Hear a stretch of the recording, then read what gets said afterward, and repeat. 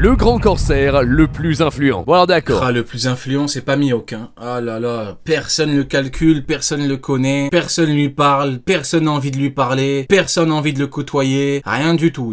Il a aucune influence, ce mec. Teach a une véritable armée d'utilisateurs. Carrément, c'est un repoussoir. Je sais pas, on dirait il pue de la gueule, le mec. Carrément, il fait fuir tout le monde. Pourtant, il aide les gens, hein. Il aide, hein. Il essaye d'y mettre du sien, mais quand tu regardes Perona... Préparer un plan de grande envergure. Ouais, mais c'est un rêveur, donc il va récupérer son Je pense qu'il pète tout le temps.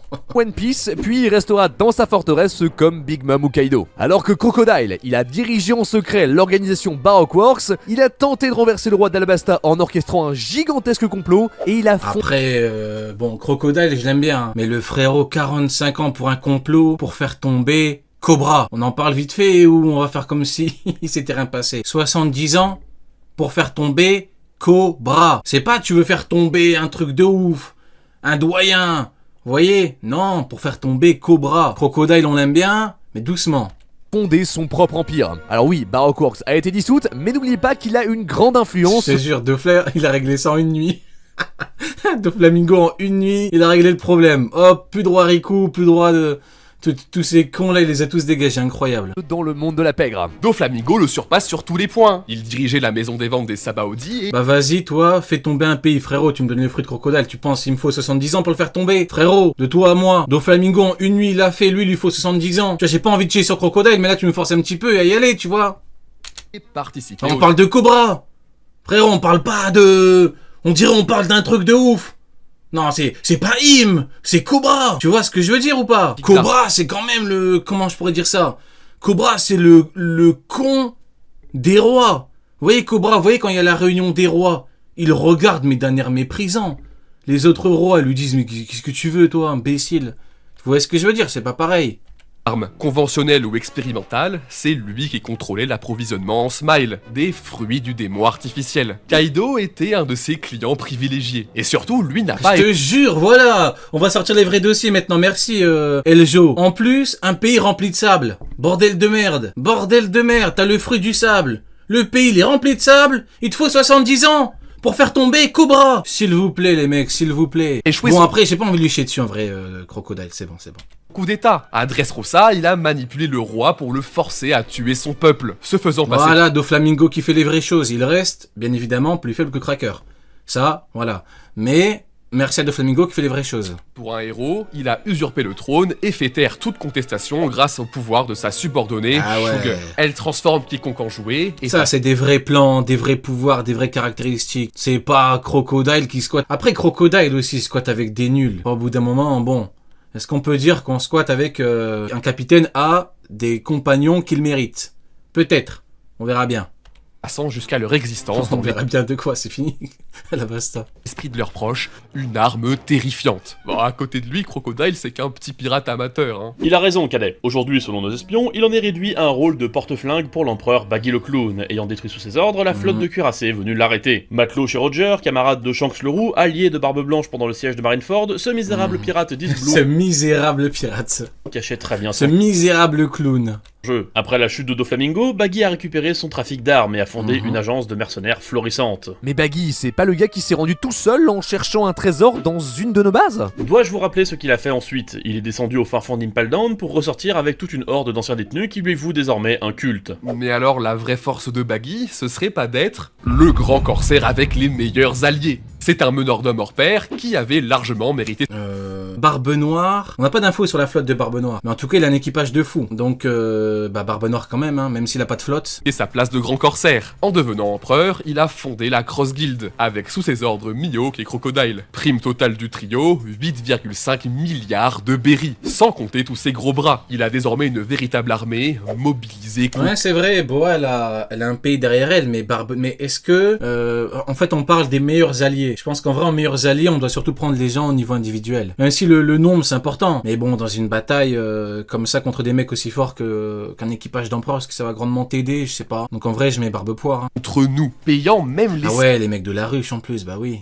civils pour assassiner nos hommes. Le vice-amiral T-Bone en a malheureusement fait les frais. Par sa faute, nous sommes désormais la cible du monde entier. Là encore, Barbe Noire est sacrément bien entouré. D'anciens détenus du 6ème cercle d'Impel Down à la terrible réputation, tous les hommes de l'île des pirates et même l'ancien amiral Aokiji. Mais à mon avis, le pire, c'est Jinbei, le paladin des mers, qui tank des attaques capables même de percer la roche, l'épée de Comment ça? Ah, les meilleurs alliés, Jinbei. Ah ben oui, vu qu'il est dans l'équipage de Luffy, pas mal. Pas mal du tout. Eh oui, bah du coup Jinbei, hein, les meilleurs alliés, bah oui, hein. La flotte de Luffy, l'équipage de Luffy. En vrai, ouais, ça se tape, hein. Ça se tape, Jinbei, Barbe Poire, ça se tape, hein. Big Mom est le point magmatique de l'amiral en chef. Surtout avec, il a une sacrée puissance offensive. Lui a rejoint les chapeaux de paille avec Ah, comment il aime trop flex, Jinbei. Regardez-moi le ralenti. Comment il aime flex. en chef. Surtout avec, Là, il pourrait le faire à vitesse réelle, hein. Mais regardez-moi ce flex. il a une sacrée puissance offensive. Lui a rejoint les chapeaux de Barbe blanche également, Jinbei, il avait un allié barbe blanche, barbe viande. Ouais, c'est vrai que c'est chaud, Jinbei, hein, mine de rien. En fait, Jinbei, il est toujours dans les bons coups. Il est toujours entouré des bonnes personnes, vous voyez, c'est... paille avec une prime totale de 8,8 milliards de berries. Si leur cas vous intéresse, consultez l'enregistrement de ce briefing qui lui est dédié. C'est pareil pour l'eau. Déjà terrible seul, son fruit de l'opération crée des bulles pour manipuler tout ce qui s'y trouve. Tranche, recolle à volonté, échange des âmes, vole les cœurs ou alors électrocute. Il s'est associé à Eustaskid et Luffy au chapeau de paille pour faire tomber Kaido et Big Mom. Bon, après, ça reste des équipages de pirates, hein. Kuma, lui, s'est associé à l'armée révolutionnaire. Sa mémoire a été effacée, mais si elle revenait, il deviendrait très dangereux. Plus que vous ne l'imaginez, Cadet, son surnom de tyran ne vient pas de nulle part. En réalité, Chef, je suis Pourquoi est-ce que tu mets Ginny en flou, en fleur? Là, il prend Ginny dans les bras, et cet enfoiré, il la floute. T'as pas honte? pas à jour. C'est Bonnie, c'est pour pas... pour pas spoiler. C'est pour pas spoiler. et sa cross guild comme cible prioritaire, Ah, c'est le corsaire le plus dangereux. Puissant et bien entouré, il menace à la fois la population et la marine. vous semblez bien parti pour Défloute Ginny, ça le chauffe. Parlons de Ginny les mecs. Parlons de Ginny les mecs. Parlez de Ginny. Je parlerai de Ginny moi après. Parlons d'elle. me faire quelques cours de rattrapage. Le critère le plus important pour le Moi je comprends pas. Ça fait 8 minutes 30, il nous fait chier avec des Shichibukai, des combats, de la puissance, de la destruction. Au lieu de nous parler de Ginny. Parle de Ginny le chauve. Ça fait 8 minutes, tu nous emmerdes au Flamingo. Il est plus fort que Mio, que je sais pas quoi. Parle de Ginny un peu. gouvernement était pourtant évident. On parle du grand corsaire Le RP de merde. qui détient le plus de secrets. De ce côté-ci, on peut se questionner sur Kuma, un ancien révolutionnaire qui a côtoyé C'est quoi qui a le plus de secrets? Ouais. le docteur Vegapunk. Il y a fort à parier qu'il connaisse les secrets de certains de ses Ouais, ok. Ça manque de Ginny, mais ouais, ok. prototypes. Il y a aussi Marshall D. Teach, avec tout son savoir sur les fruits du démon, qui surpasse de loin les nôtres. C'est d'ailleurs ce qui l'a poussé à rejoindre l'équipage de Barbe Blanche. Étant donné qu'il semble doté d'une constitution spéciale, il représente une véritable menace. Mais Crocodile aussi. Rio, t'es chauvophobe, mais pas du tout, l'un de mes persos préférés, c'est Don Shinjao, frérot. Ça n'a pas de sens ce que tu me dis. Don Shinjao, je l'ai défendu pendant toutes ces années. C'est qui a mis sur le devant de la scène le Don Shinjao contre Garp Prime? Tout le monde, chut, tout le monde le savait, mais tout le monde fermait sa gueule. Y a personne qui voulait en parler. Tout le monde était au courant. Le Garp Prime qui lui met un coup de poing et qui transpire, qui se chie dessus. Tout le monde était au courant, mais personne en parlait. Tout le monde était là en mode chut. Attends, quand même. Qui semble très bien informé, reconnaissant les pouvoirs des gardes d'Impel Down en un seul coup d'œil. Mais le pire de tous, c'est sûrement Doflamingo, de par son ancien statut. Franchement, c'est quoi ces accusations là? T'es chauvophobe. Et toi, c'est toi qui as tiré sur Trump? Est-ce que t'as tiré sur Trump? Parce qu'apparemment, on peut lancer des accusations comme ça. T'as tiré sur Trump, oui ou non? Sale merde. Magellan, banne-le. Dragon Céleste, il a pu découvrir le secret de Marie-Joie. Magellan, banne-le. C'est une merde, ce mec. C'est un outil de pression monstrueux utilisé pour C'est obtenir un ouf, lui. Il envoie des accusations comme ça, normales.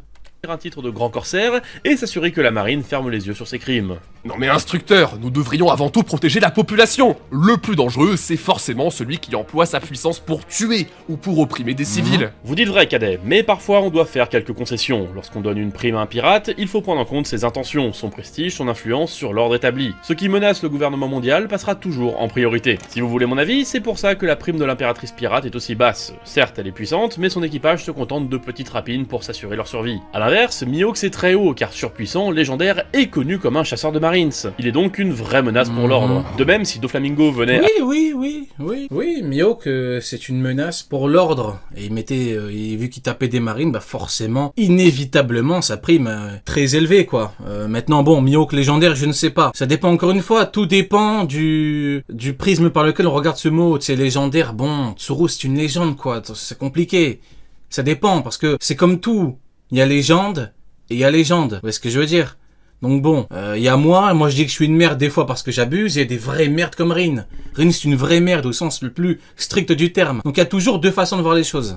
À s'évader, sa prime serait sans doute de plusieurs milliards de berries, pas très loin de celle de Mihawk, voire même encore plus haute. Mais alors le plus dangereux c'est bien Barbe Noire, vu que c'est lui qui a la plus grosse prime. Eh bien, sur le papier, oui, mais je ne comprends pas vraiment ce qu'ont fait nos supérieurs. En toute logique, Baggy étant commandant, Mihawk et Crocodile devraient être en dessous niveau prime. Je l'ai évoqué rapidement à la réunion, mais vu que je suis juste un instructeur, on ne m'a pas écouté. Conclusion, ne vous fiez pas trop au... Ah, écoutez bien ce qu'il dit. Évoqué rapidement. En toute logique, Baggy étant commandant, Mihawk et Crocodile devraient être en dessous niveau prime. Je l'ai évoqué rapidement. C'est ça, tout à fait. Maintenant, le fait est que la marine, et surtout Brandman, font n'importe quoi. Donc forcément, tu te retrouves avec des Mihawk 3 milliards 6 au-dessus du capitaine, Crocodile qui a une prime équivalente à celle de Zoro plus Sanji.